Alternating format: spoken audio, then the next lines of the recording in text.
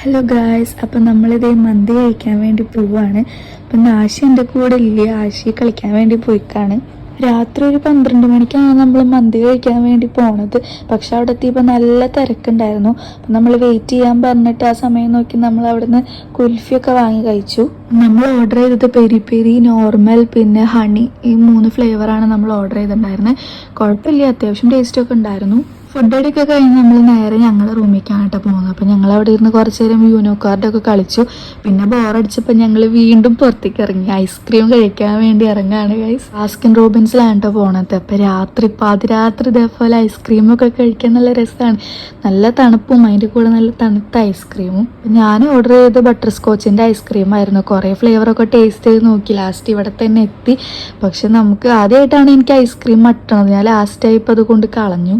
Ice cream കഴിച്ച് കഴിഞ്ഞിട്ട് ഞങ്ങൾ നേരെ ബീച്ചിലേക്കാണ് പോയത്. അപ്പം തന്നെ പുലർച്ചെ